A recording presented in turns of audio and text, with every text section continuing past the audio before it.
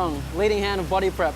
This section is responsible for binding guitars, a process which gives guitars both aesthetic and structural property.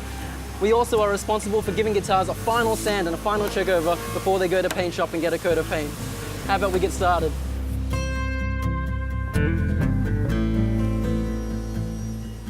So I'm about to rebate this Aussie. The Aussie has herringbone inner binding and solid blackwood outer binding. So this specific bit has a shelf in it which will help accommodate for both these inner bindings.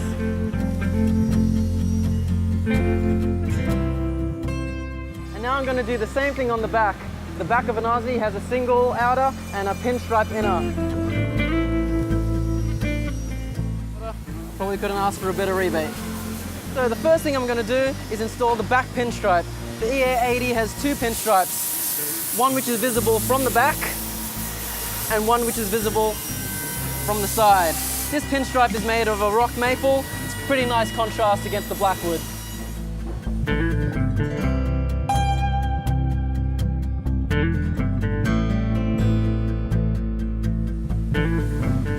So just like the pinstripe on the back, we're going to prep the inner herringbone binding for the face. So we're going to have obviously the cutaway on this side, dreadnought on that, and I don't know how well you can see, but the herringbone has a bit of inconsistency. So what I'm going to do is comb through all of them and try to find a nice match. So when you look down the middle, there's a nice book match in the herringbone. As you can see, the inner binding doesn't fit perfectly to the body of the guitar. So I'm going to heat it up a little so it can conform, which will make binding a whole lot easier. Okay, that's looking pretty good to me. The only thing I'm going to do is just have a little date with a stroke sander to just clean off any little excess.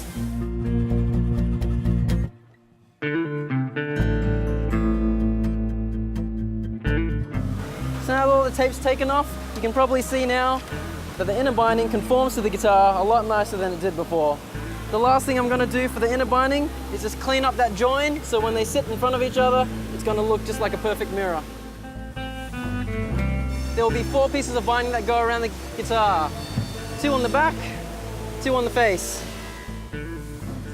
So I'm using the exact same presses that were used to bend up the sides of that guitar.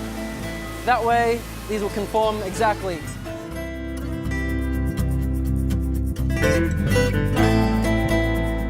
I'm just going to trim these up, similar to the pinstripe and the herringbone, so they meet nicely at the center line.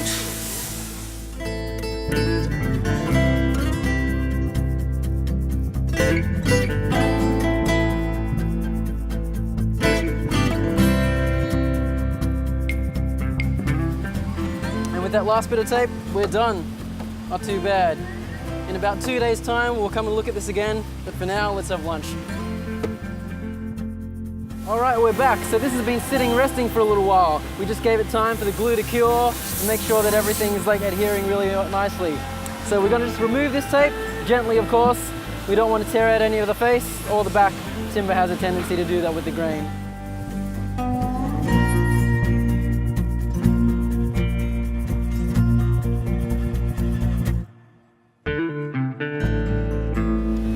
Face and back are done, so now it's time to work on the sides.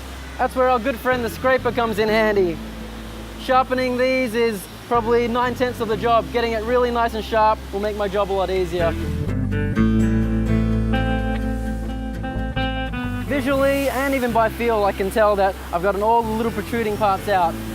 One thing I can't see, with possibly little bits of tight bond residue which are still on the surface. I can't see that well under the natural light with my naked eye, so let's go to the dark room and check it out under the black light. If you can see it really popping out, there are little bits of glue which I couldn't see under the natural light. I'm just going to get a pencil and mark them out.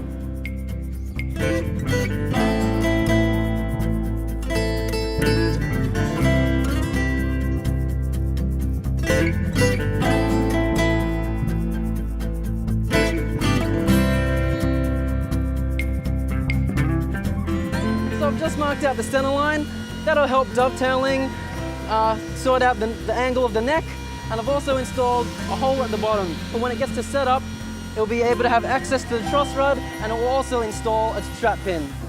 Right, I'm pretty happy with that. I can't see any visible glue from the binding process, no little nicks or dings, everything seems in pretty good order.